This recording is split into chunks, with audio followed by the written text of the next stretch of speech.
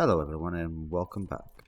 So lately I've been trying to play a lot of Lego games because always fascinated me these Lego games, but the ones with an open world I always found it quite cute. I'm a Lego fan, I have to admit it. I think most of us are Lego fans. Actually were created to appease to every kind of age and every kind of taste. So I've been looking for the best open world Lego game and I tried a lot of them. I have to admit this video took longer than I was expecting, or even longer than I wanted to do, because there are a lot of games. Some are good, some not so good, but the one that is in first is really good in my opinion. Some of them will be the Marvel choices, of course, because Lego has a lot of Marvel games and DC games as well. And well, I hope you enjoyed the list. I'll speak a bit about the games and my experience with them. Hopefully you will enjoy the video. So, what I found out about the Lego games, and to make this video was kind of a burnout, I have to admit. This because of what? Because the Lego games have a standard rule, or they used to have, and this is the first missions, at least the ones you are able to have an open world, they have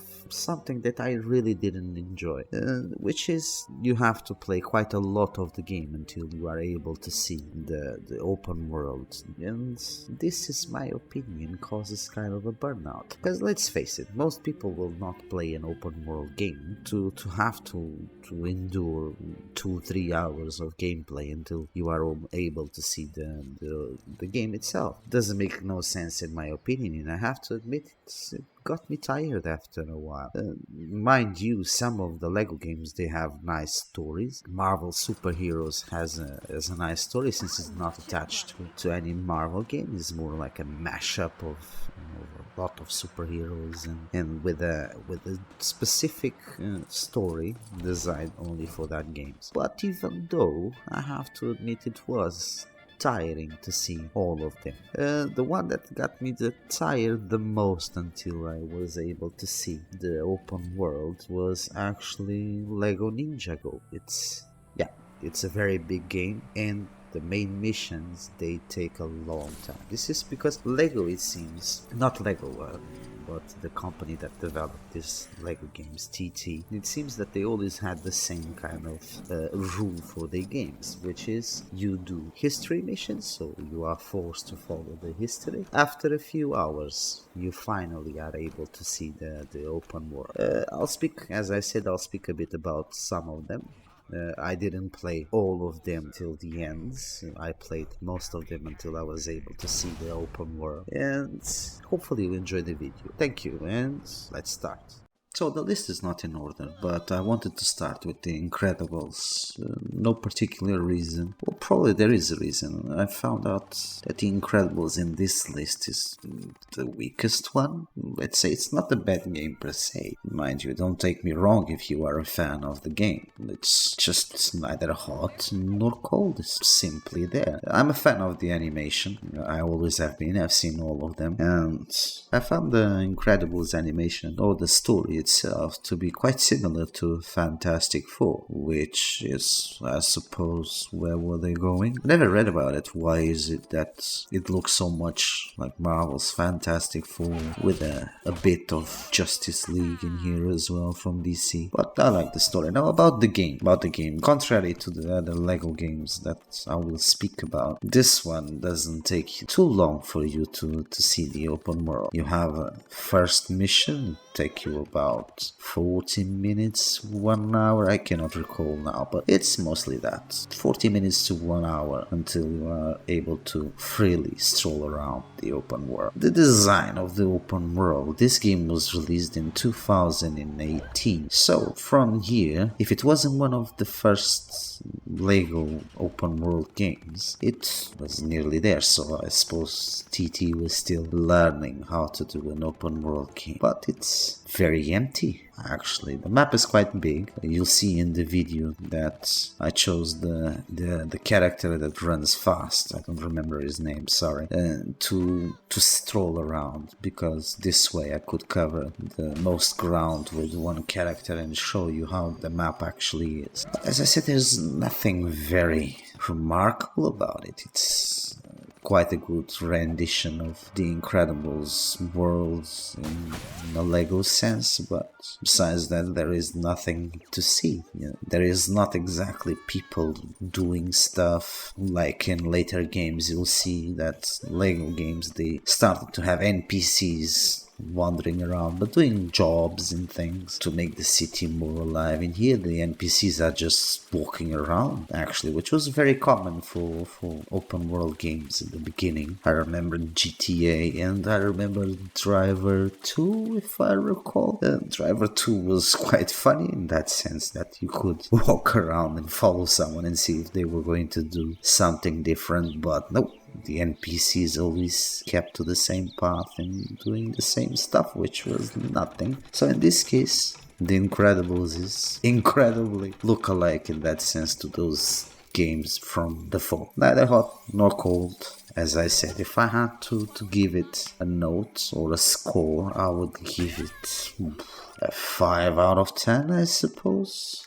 5 out of 10. I think it's a good score for the kind of game that it is. I admit I didn't finish the game. I just wanted to see the open world. I did the first mission. I just wanted to see the open world in that city, and I have no desire to come back to it and see it again. That's how good the game was to me. Once again, sorry if you are a fan of the game, but as I said, it's just my opinion. You take it with a pinch of salt. And that's it. That's all for The Incredibles. That's all I have to say about this not so incredible game after all. On to the next one. So next we have Lego Worlds. I didn't play much of Lego Worlds, to be honest, but there's a reason for that. It's not that I don't enjoy the game, because I did enjoy the game, but it got me quite sad, and let me explain this. It sounds weird. So when I started searching for Lego games that were open worlds, I always had the idea that they should look like this one, like Lego open worlds, because you will notice that there is a specific design to Lego games, which is cars, bikes, both, even the main characters, they will look like normal Lego, like you and me know. But when you see the buildings, they look like normal buildings. So I find that quite weird, to be honest. It's quite baffling, this decision of making a Lego game, but make the buildings and everything around you look so normal, so like in the real world, and I don't think that's how a Lego game should look like. So open worlds should look exactly like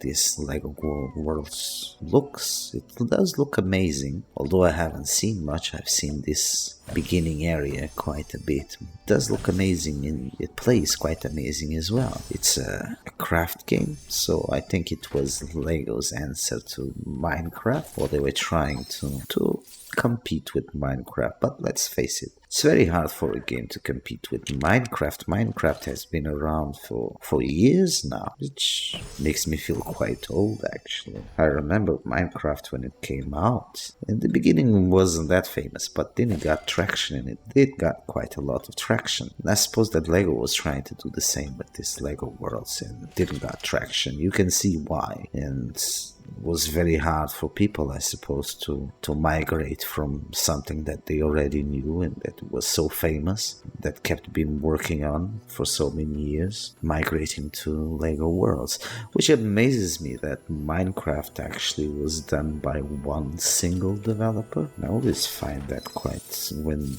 these games that are made by one person, they get so famous, I always get very happy, because it gives me a lot of hope. It means that with sweat and tears, the developer of Minecraft was able to make something amazing, actually. Not a fan of Minecraft, mind you. It's not because I don't like the game, it's because I found it overcrowding. I don't know how to explain it. I found it was quite a lot to learn, and I found that unfortunately I couldn't put my mind into so many things at the time. So, but back to Lego Worlds. That's it. Lego Worlds is Lego Worlds. It exists. The graphics look nice, but that's it. That's the only thing that it has for it. It's unfortunate that I don't think Lego will ever again try to do something like this, but, well, you can win all the time. So, on to the next one. Lego Movie, based on the Lego Movie, if you didn't guess. So, Lego Movie, I have to admit I like the movie. It has quite a few funny jokes, but didn't found it nothing remarkable, and probably is just my opinion. As I said, everything in this video is just my opinion. You should take everything I say with a pinch of salt, based on taste. I didn't found a reason to being a second movie, if I'm being honest, but I don't know. That's with Lego.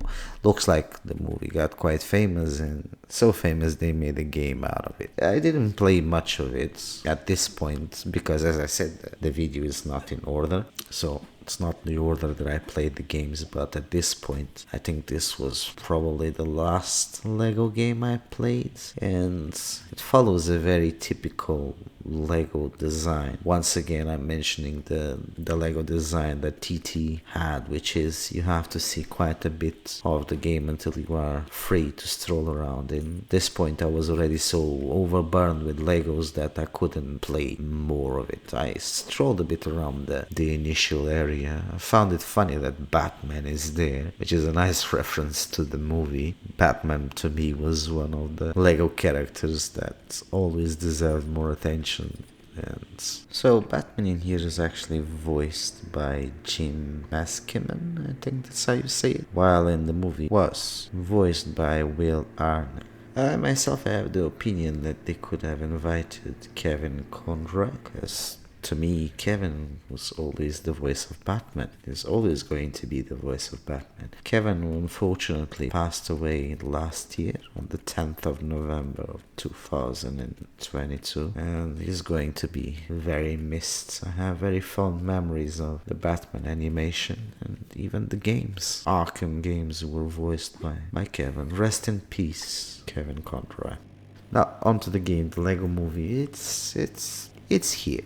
It exists. I'm guessing the game has a bit more to see than this. It's probably a bigger world than this, but as I said, I was very overburned already with this Lego design that you have to see the story. And let's face it, I've seen the movies, so I already know the story. So I just wanted to see what open world could they design in here, and I don't intend to go back to it. That's it. Because if I had to give it a review by what I saw, and this is based only in what I saw, I would give it a 6 out of 10. This because you can see that at least this time the NPCs are trying to do something. So they are doing different stuff, which to me is quite a good step forwards. So that's it into the Lego Movie game.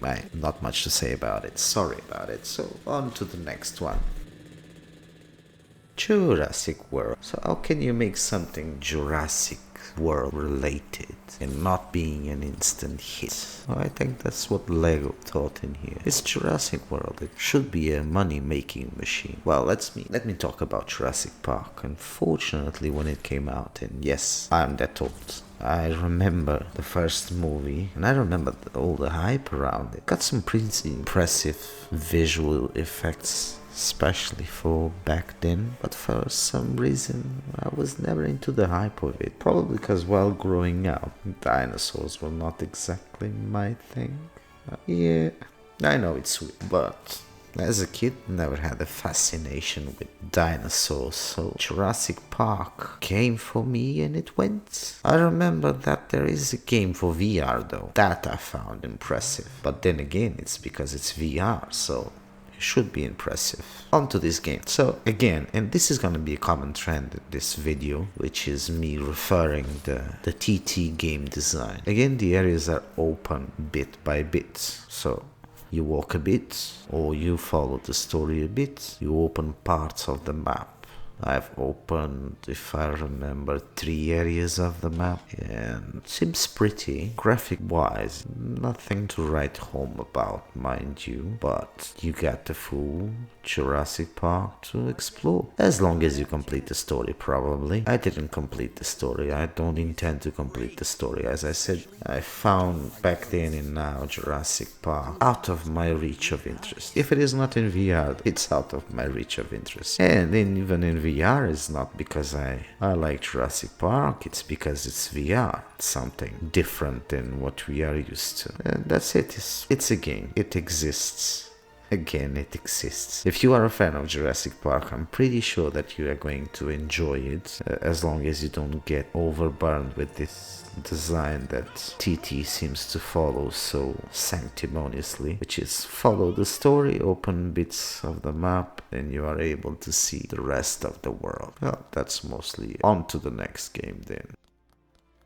So, The Hobbit. I'm a fan of the movies actually, and the books from The Lord of the Rings, and Lego's The Hobbit was an easy choice actually. I haven't played it much, but what I could see, the graphics are quite good. I've played the beginning mission where you start in the mountains, has Thorin. In here I found one of the Lego game designs to be, I don't know, I think I find it weird, because you always have a lot of characters that you can choose, and the puzzles are very centered in changing between characters. I found that it slows down the game a bit. I think that's why this design that you have to go through a huge main mission until you are able to see the open world starting to tire actually. It's because you always have to change between characters, so it makes you take longer than it should. Although I'm honest, it's a strange feeling to be able to see the Shire, because that's the only part of the game I've seen is the Shire. I know that the game is bigger, that you are actually allowed to wander a lot in Middle-earth, but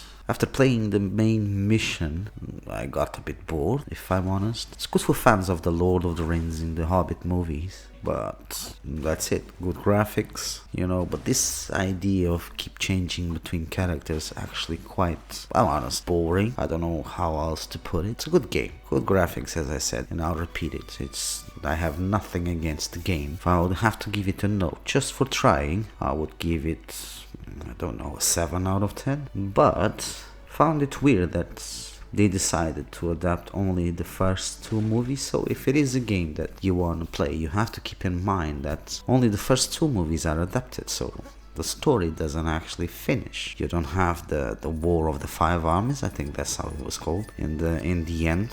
So you don't have actually the end of the story. Having that in mind, I decided not to put too much time into it because of that. It's like reading a book and having the final pages ripped off, so no point in wasting time. Still a good game though. I advise you to try it, especially because you can find it very cheap nowadays. It's always with a good promotion, and for the amount of content that it has, it's still a good thing to have in your library. I'm pretty sure I'll play it more later on, but in the meantime I have a huge backlog of games that I still have to finish, and The Hobbit is going down the list, unfortunately.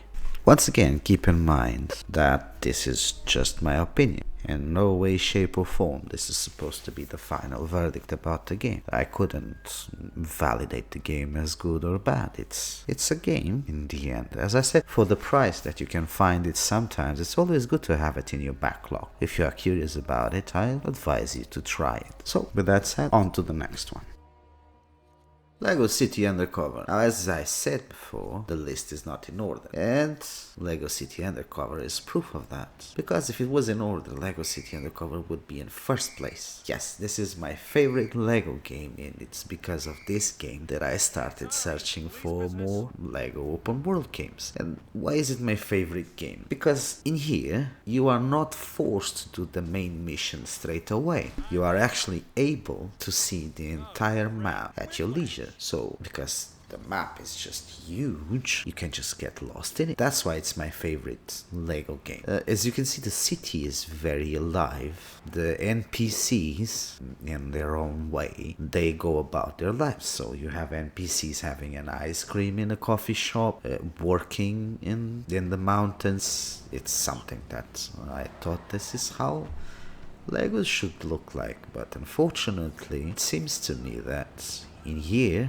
they had a huge epiphany and tried to make the most funniest game possible, while the other ones they tried. As I said, I don't have huge grips with the Lego game, especially because most of them are targeted for a younger audience than I am, so I suppose they do. They are quite famous games, and to me I found Lego City Undercover to be the perfect Lego game. The story, because it's not based on any movie at all, so it's a story that was made for the game. It's concise, it made sense, and it's got a lot of funny jokes, a lot of pop references as well. That to me is just perfect.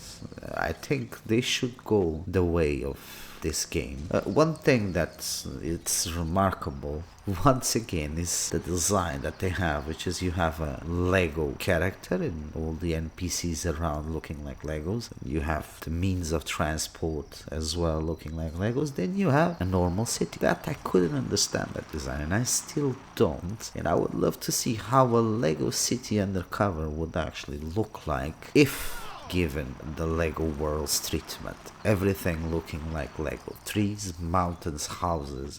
I think it would be quite pleasant to the eyes. In the meantime, while I don't have it, I'm playing Lego City Undercover. I haven't finished it yet, I'm honest, but I intend to as quick as possible. As I said, this is one of the games that didn't cause me burnout at all. This is because if you are tired of the main game, you can always set out and just go and visit the world, go and do a lot of other tasks that you are able to do. You have a lot of side missions, you have a lot of Easter eggs. There is one thing I don't like about the game though, which is the amount of collectible studs that you have. It seems like a plague in Lego games is this amount of studs around the levels, and it seems at some point that the level is just studs, so you just collect, and that to me, it takes a lot from how pretty the levels actually are. You have 5,000 studs in the screen. You are not exactly paying attention to what the game looks like. It doesn't stop the game from being fun and from being graphically impressive, but it should stop at these studs, this collected tone that they have in this. Well, that's it. This is my number one game. As I said, is in here on the list is number 6 because I tried to make the oldest game to the list is not in order as I said, but this is my number one game, Lego City Undercover. So, with that said, on to the next one.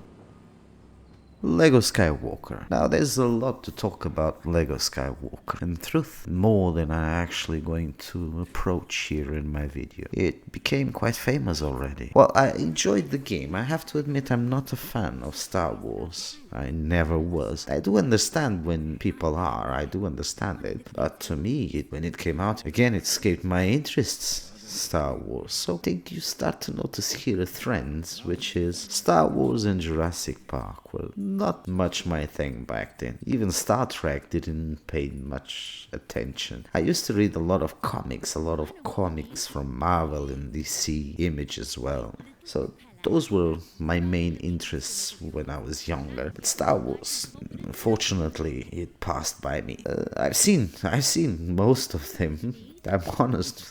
Which is funny for someone who doesn't like Star Wars that much, but I've seen most of the movies, and yeah, they are, to me, in my opinion, they are good movies, quite entertaining, although I like the ones with Harrison Ford the most. I stick to the old movies. So, about the game, Star Wars The Skywalker Saga. I found it quite amazing, especially because I played the other Star Wars game, which is Jedi Fallen Order. Not being an open world, but being a Metroidvania. I'm a fan of Metroidvanias, actually. One of my favorite games on top of my list is Hollow Knight. Hopefully the second will come out before I pass away, or before the world ends. So, Fallen Order.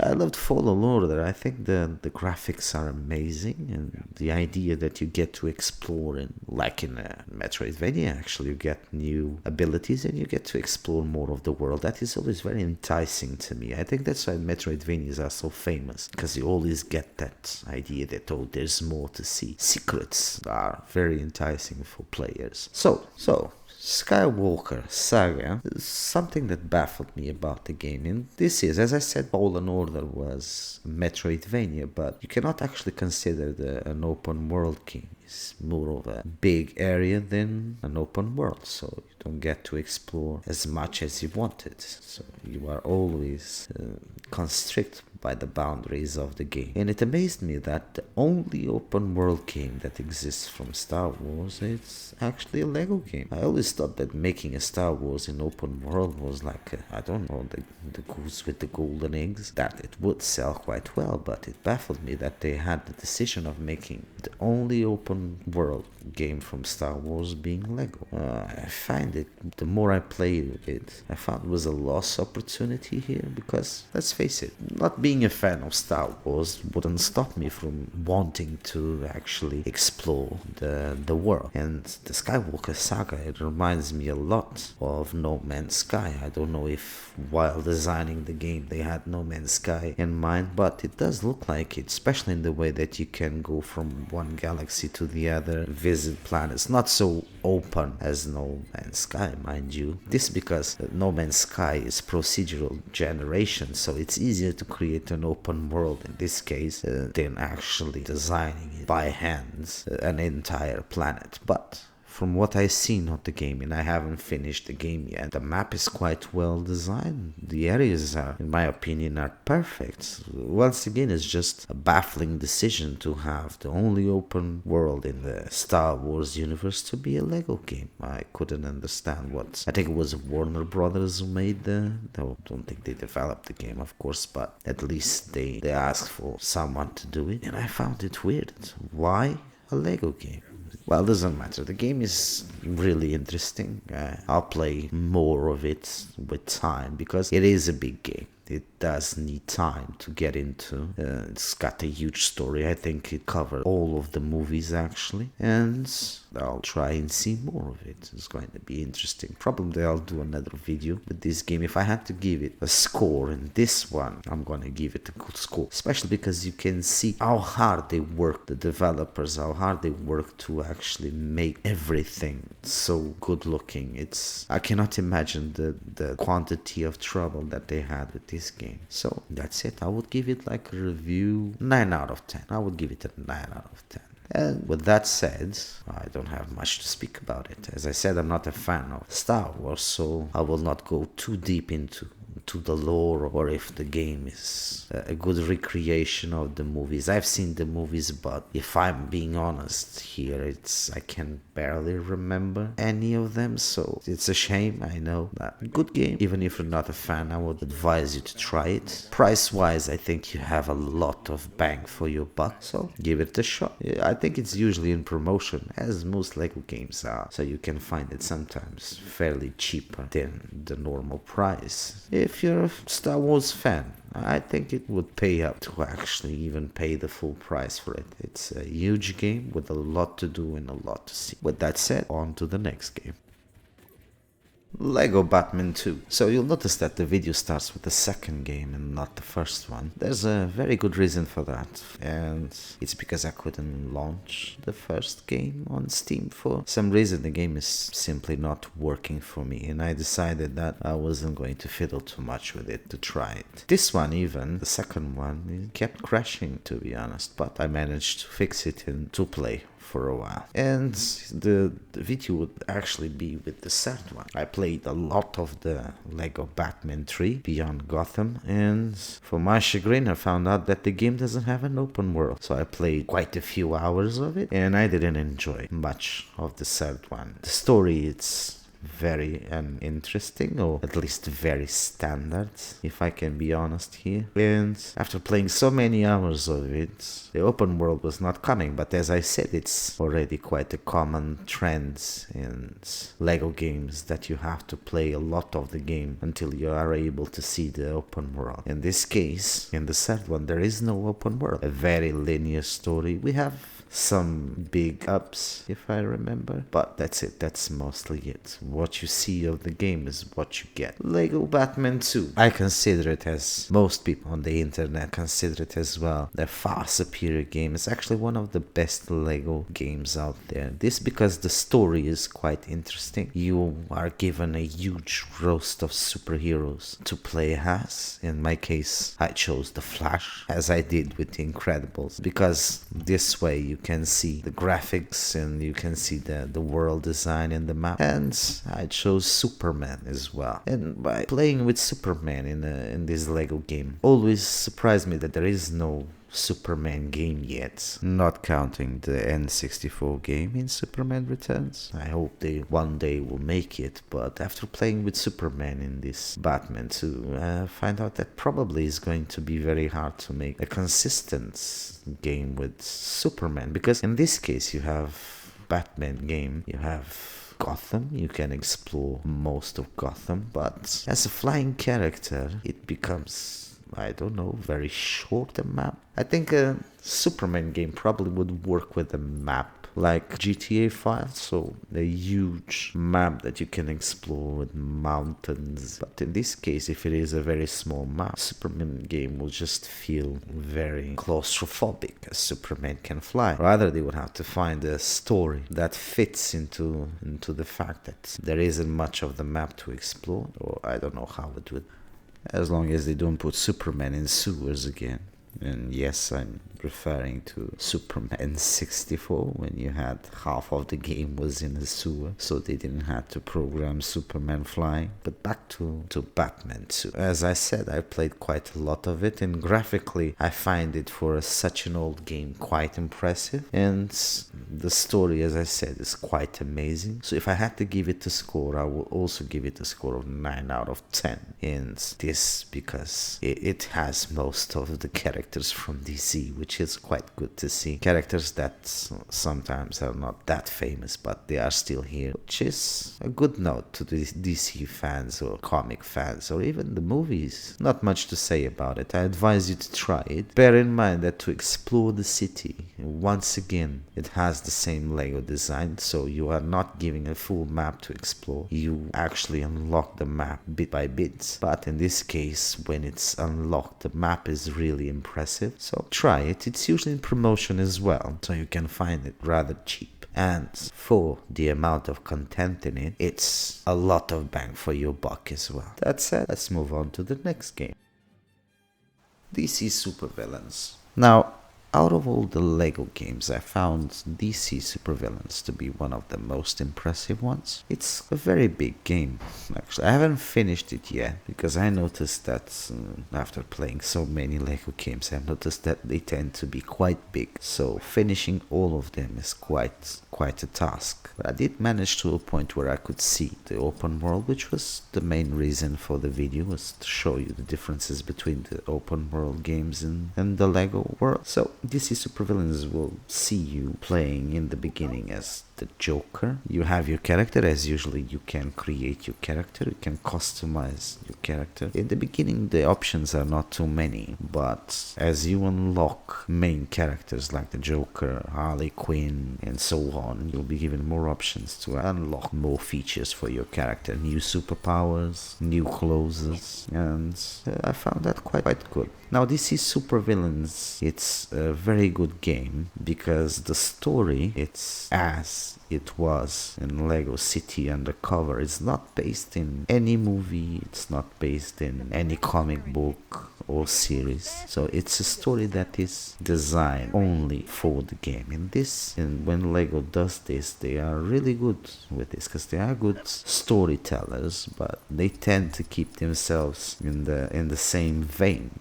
Usually the jokes are quite repetition throughout their games. There's common gags between their games, and if you played a lot of them, you will start to notice these flaws in their game design. As I said, it's very impressive. Just the initial area that you have, which is Gotham, and you are given to explore, it's packed to the brain with things to see and things to do. It seems that every corner of the map has something new to see, which is quite a feature for a game, because it's not exactly, once again, open world. Most of these games that I've introduced until now, you couldn't consider them open world because they are usually divided by hub areas. What does that mean? It means that you have a big sprawling area to visit and so on. And this doesn't exactly make an open world game. Lego City Undercover in this list, to me, it's what I could consider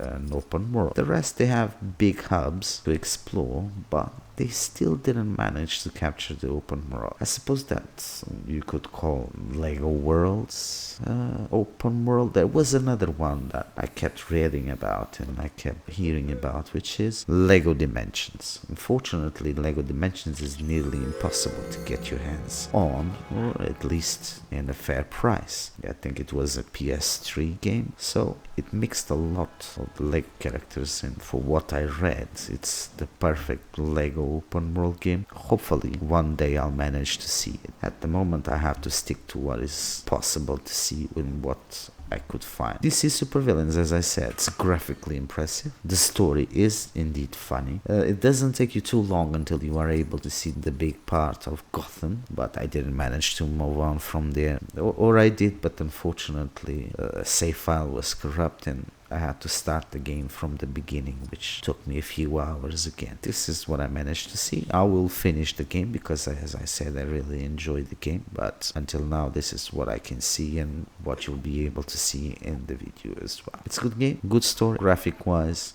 there is nothing I could point my finger at. So if I had to give it a score, I will probably give it as well a 9 out of 10. And you will notice that Lego games that I find good, I tend to give a 9 out of 10. This, why is it one missing? Why not a perfect score in my opinion? Because, as I said, their design is mostly the same, or the way they actually design the story, which is forcing the player to do huge stretches of the story until you are able to see the open world. And in my case, I played 13 Lego games, probably more. If you play them in a row, that will cause you a kind of overburn, a saturation of that. Because sometimes you just want to see the open world and wander around and do some side quests, a la Witcher 3. That's why open world games that allow you to see the world straight away are so famous, like Breath of the Wild, for instance. In Breath of the Wild, you are given the map straight away, so you can actually see what the world has to offer. In this case, Lego followed the design, which is follow the story, and then at some point you get a candy. That, to me, it's quite tiresome. But still, Lego DC Supervillains, it's a game that should be on everyone's list. At least once try the game and see what you think of it. I found it quite impressive and I'll beat it at some point. I'll probably do a video with it as well. But in the meantime, this was what I managed to see. With this said, moving on to the next game.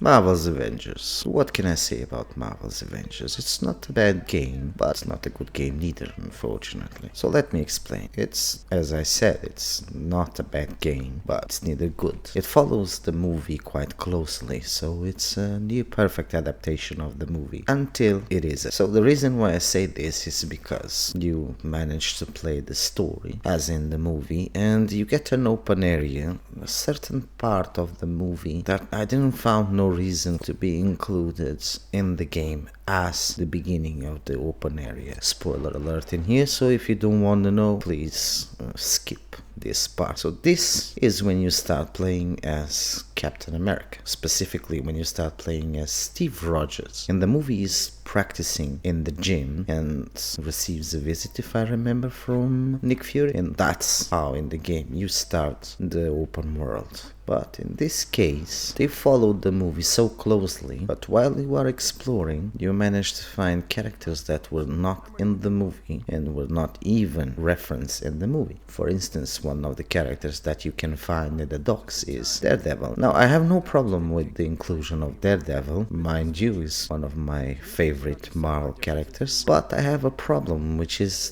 they followed the movie until a certain point, but all of a sudden they find, or they thought that they had the liberty to not follow the movie anymore. So they force you to follow the story. They force you once again to do a huge chunk of the game without a mention of an open world. And then all of a sudden you have characters that were not in the Marvel's Avengers. This to me is quite baffling, and it shows that either they ran out of ideas because they decided that you should explore the world as Steve Rogers, not Captain America because you don't have the suit yet, but Steve Rogers, and all of a sudden you find all these characters that were not in the Avengers. It's quite baffling. I don't understand why this decision, or maybe if I think long and hard, I think I can find an explanation for it. Up until that moment, the city is not well shown in the movie. Sorry, but my memory of the movie is quite fuzzy. I've seen it long ago, so it might be that I'm wrong, but until that moment there is not a clear vision of what the city is or how it should look like. Only when they show you Steve Rogers, they start to show you the environment quite a bit. I remember that it's very focused on Iron Man in the beginning, so this level design, including Iron Man straight away, was probably not the best decision, because otherwise you will just fly around the city and not even enjoy the rest of the game. So in a way it makes sense to include only the open world when Steve Rogers is at the gym. Doesn't make no sense to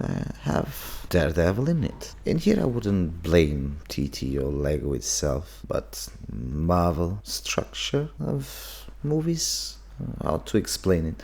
The impression that I always had with Marvel movies is that the city is more of a background than character in itself. So all these superheroes, they fight and they try to protect the city, but you are not given an insight of what the city is. And most of the times it's focused on New York or Manhattan. So we know, all of us, we know what Manhattan in New York look like. But in the Marvel movies, it's such a huge grandeur in here, such a sprawling thing, that they remove the city completely from the movie. It's hard to explain, but that's always the impression that I have. I suppose that's why the Daredevil series was so famous, because it was more grounded. It's a story that could relate to me, to you, to anyone else. It's normal people living their lives, trying to just go by. Mind you, not jumping around in a red suit with superpowers, but at least this part of the people living their lives, it's more related to us. In the Marvel movies, this cinematic at least,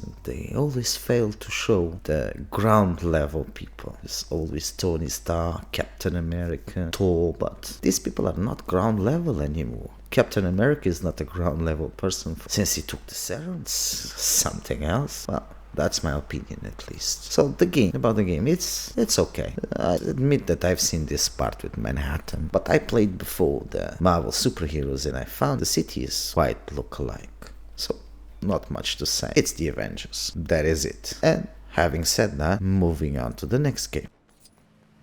Lego's Marvel's Superheroes. So, what to say about Lego's Marvel's Superheroes? I enjoyed the game, but I found the city to be a lot like in the Marvel's Avengers. I cannot explain it. It looks exactly the same city, which I'm guessing it is. The game is good. Cannot say it's not. And the main reason why the game is good is because it's got a self-contained story. It is not based on a previous movie or once again a comic book or anything else. It's a story that was made up for the video game, so it makes the game quite good. Seems like it's a trend that when TT tries to make a game based on a movie, I wouldn't say they fail miserably, but they could do better, which probably is not their fault. Probably it's the movie's fault. I don't know. In the case of the Avengers, I guess they couldn't touch much the story if they wanted to do a movie tie-in. But in this case, it looks like they had free reign to come up with their own story, and it turned out quite good, actually. The city is big. The NPCs, for what I see, go about their businesses, which is quite quite alright. I played a lot as Iron Man, of course, so I could fly around the city and visit everything I could.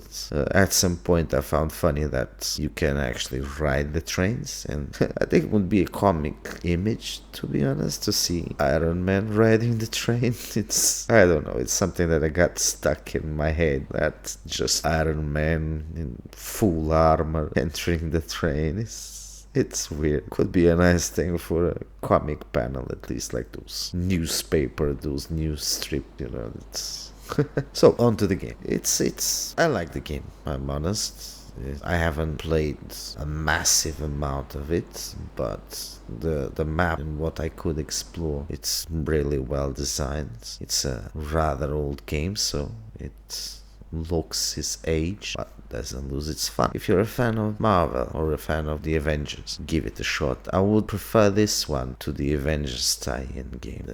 I consider this one a far superior one, but the story, it seems that it was more of a build-up to a second game than just focusing entirely on the first game. That's the impression that I had. Still a very nice game. If I had to give it a score, I would give it, just for the city itself, an 8 out of 10. Probably a bit more due to the story being self-contained. 9 out of 10. So no one calls me evil and says that I'm biased in the game. No, 9 out of 10 is a good score. It's a good story, good graphics, lots of characters, so it does deserve that score. And with that said, on to the next game. Lego Marvel Super Heroes 2, the direct sequel to the previous game, and as I stated before, the previous game looked more of a tie-in to this one than actually a full game. It's a weird feeling that you get when you play the first game, but you'll feel like they kept best parts for the second one, which is not uncommon in a lot of games, especially games that are series, just leaving the best parts for a sequel. But Marvel Super Heroes 2 did deserve all the hype around it. The game is just outstanding to look at. It's the one who's gonna take probably the longest until you are able to see the open world. If I remember, I think it took me, without exaggeration, 4 hours until I was able to see the open world. And it will open gradually, but it's quite worth it because the environment is very detailed, and you'll get to see Wakanda, you get to see Egypt. Don't worry, there is a reason in the game why you get to see all these places and why they are all mixed up together. As it is common in the Lego games, either DC or Marvel, you'll have a huge selection of superheroes at your disposal. You can even create your own. I created my own character and I made him able to fly. Why would you not? If you want to see the map, it's always the best choice to have a character that flies. And this map, believe me, you will want to see it. There aren't many flaws to point at the game, and I think the reason is because you are not bounded to one single environment. You will be able to see a lot of varied places. As I said, Wakanda is in the game and you'll be able to explore parts of it. It's not an open world per se, mind you, but it's divided again by hubs, and each hub looks so different from another that you'll never know what you'll find. This is quite a marvelous thing. Very true to the name. It's a Marvel game. I don't know if it was just me or I found the quantity of studs in this one to be far lesser than any other Lego game, and that makes the levels even better because you are now able to look at the details and to appreciate the level design that the developers did. They should stick up with that and start putting less studs in the game, because as I said, it is a play in all the Lego games that there are so many collectibles to collect. I remember playing Harry Potter and you could barely see the level with so many studs. At some point I think they could just make a level out of studs and just be done with it. And Lego Marvel Superheroes 2, I tried to look for Daredevil. Actually, I always try to find Daredevil in all the Marvel Lego games, and I couldn't find it in here because there is no map, so it makes it a bit harder to navigate the levels. It's not that they are that big that you get lost, but some things will or would require a map, but it wasn't introduced. I suppose at some point TT thought that there was no reason to introduce a map in the game, and they didn't. If I had to give it a score to this one, I would actually give a 10 out of 10. Not because I find it the best game, as I said. To me, Lego City Undercover is the best Lego game, but because you can see that in here TT did try a lot to create something new and something unseen, especially all this variety in the level designs. It's a very good game. I advise you to try it. And with this said, on to the last game on the list. The last game on the list, Lego Ninjago. So, funny thing about Lego Ninjago, and if you remember, I said that the list was not in order of the best game to the worst. This because to me Lego Ninjago is actually the worst Lego game I've played.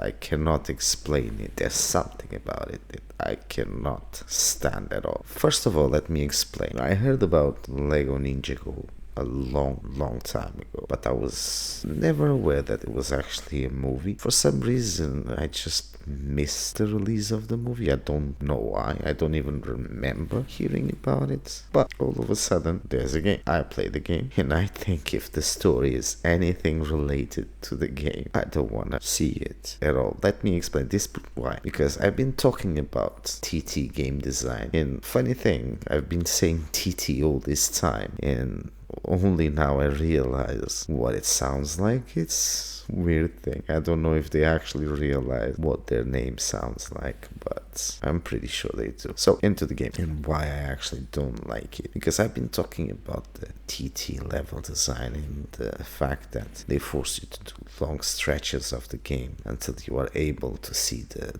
open world, and Lego Ninjago has that in spades. I've played the main mission for a long time, and one thing that got me by surprise is that in the beginning you are forced to fight something, and spoiler alert, sorry about that everyone if you haven't played it, but you are forced to fight something, and 5 minutes later you are forced to fight it again. This because the game just jumps a few months or weeks ahead, if I remember. It doesn't make no sense. In my opinion, it's very repetitive, which is a shame because the level design is not that bad. It's quite a good level design. The game is simply too repetitive. It's a lot of the same tasks. The fighting system, especially for a Lego game, it's quite good. I think because they focused a lot more on the fighting than actually anything else. It's really good, but the rest game just fails. In everything else, it's not fun. A chore to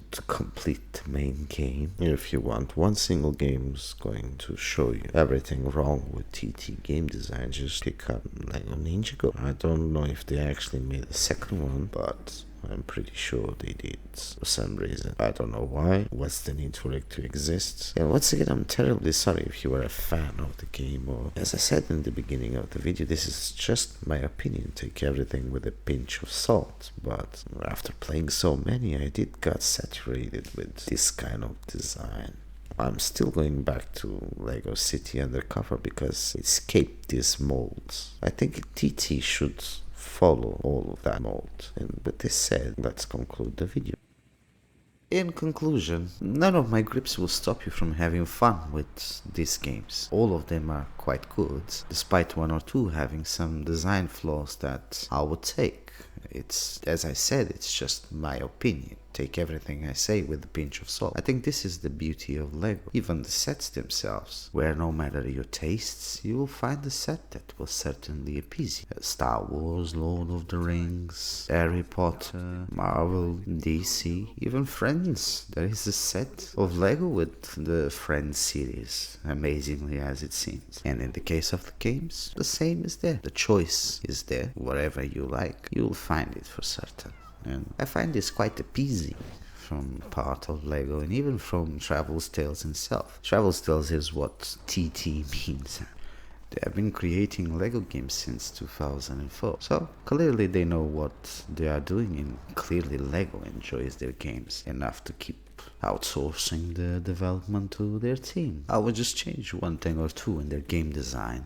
And you notice throughout my video that my grips with the fact that you have to follow long stretches of story until you are able to see the open world. This in open world games. The rest of the games who are more linear, they are quite good.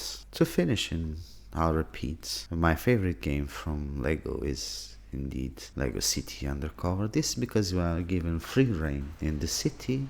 The NPCs go about their business, so it's more akin to, I don't know, GTA with Lego, I think, than any of their other games. And with this I conclude my video. Thank you for watching, and thank you for staying with me for such a long ramble about the Lego games. I hope you enjoyed the video. If you did, please don't forget to press the like button. If you are not subscribed, now is a good time. And good luck. I'll see you next time.